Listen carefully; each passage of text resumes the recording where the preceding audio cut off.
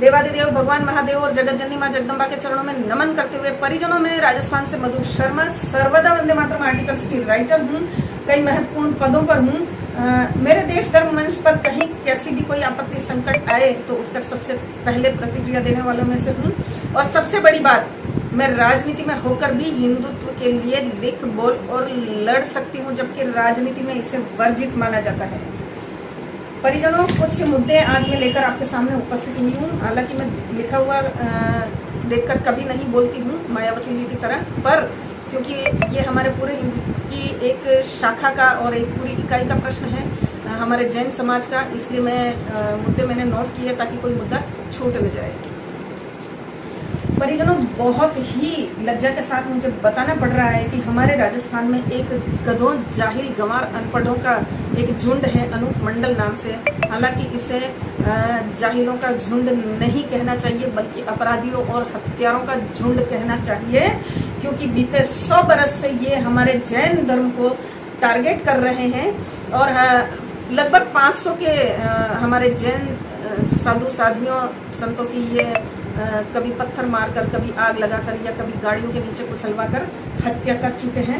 आश्चर्य इस बात का है मुझे कि अभी तक सरकार का इस पर ध्यान क्यों नहीं गया, इस पर कभी कोई एफआईआर क्यों नहीं हुई, कभी सुप्रीम कोर्ट ने संज्ञान क्यों नहीं लिया, और स्वतः संज्ञान और आईबी, सीबीआई, सीआईडी वगैरह की जांच इस पर क्यों नहीं बिठाई गई, क्योंकि ये तो सरासर हत्याएं करते हैं।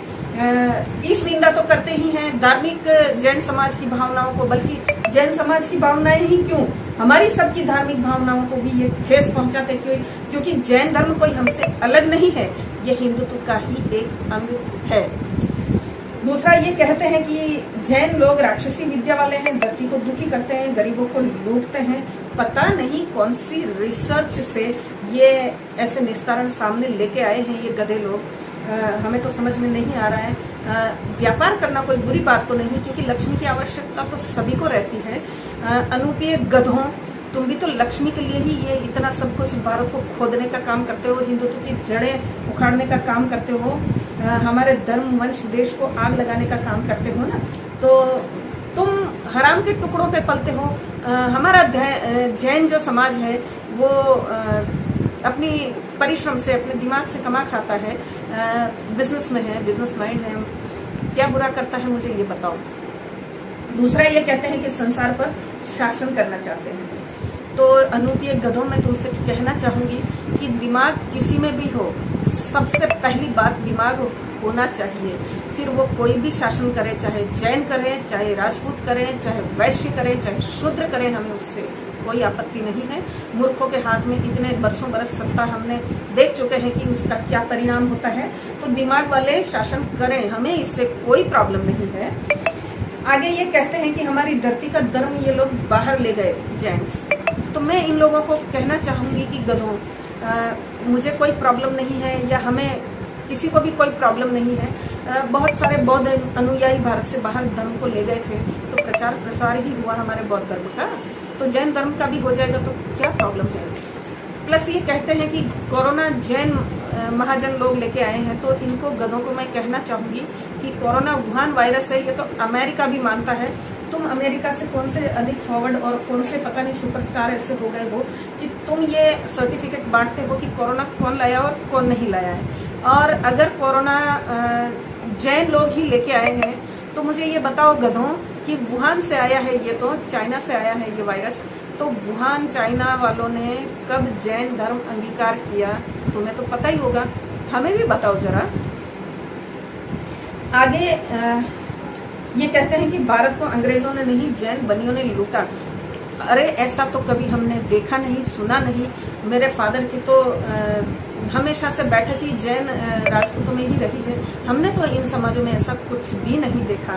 तुम्हें कैसे, कहाँ से दिख जाता है गधों, जबकि दिमाग जैसे कोई चीज तुम में नहीं है।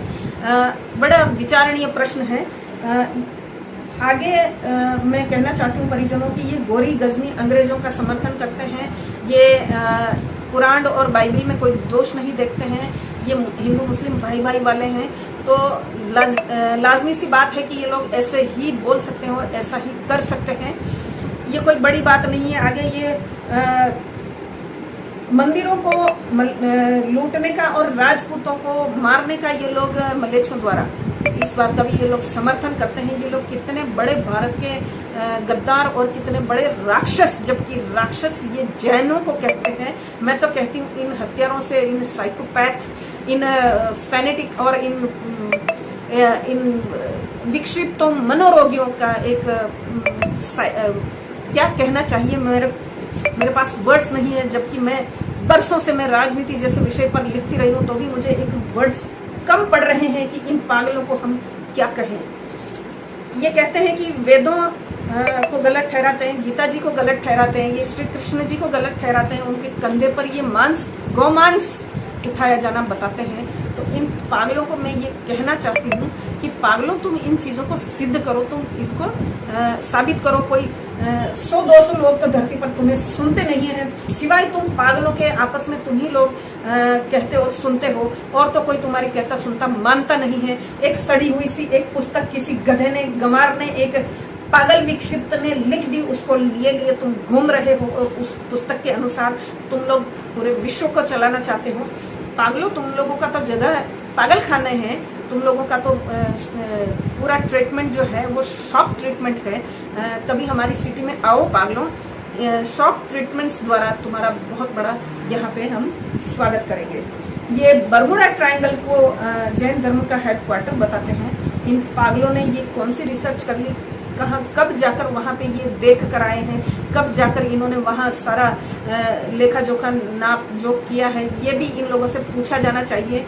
मैं सभी समाजों से हिंदुत्व के आह्वान करती हूँ ये कि जैन धर्म पर ये ऐसा कोई बुरा संकट ला रहे हैं, तो हमें संपूर्ण हिंदुओं को जैन धर्म के साथ हमें खड़े होना चाहिए। जैन हमारे ही हैं, हम ही जैन हैं। समय पड़ने पर ये हम अनुपीय गधों को कह देना चाहते हैं, और गधों, अनुपियों, तुम ये बकवास बंद कर दो, वरना जगह जगह तुम लोगों पर एक्शंस लिए जाने की डिमांड होगी। जैनियों को तो करना ही करना है, ये कर भी रहे हैं, हम भी करेंगे, ज्ञापन भी देंगे, और तुम्हारे लिए जो तुमको काबू में, कंट्रोल में कर सके, नकेल जो चीज डाल सके वो हम करेंगे। पागलों, हमारी समाज की इकाइयों को भांडना बंद कर दो, ये भौंकना बंद कर दो, ये इस तरीके से मानसिक पीड़ा में हमारे देश धर्म वंश को मत डालो, वरना हम तुम्हारी दुर्गत करेंगे। ये मान के रखना, ये समझ जाना तुम लोग। हर हर महादेव।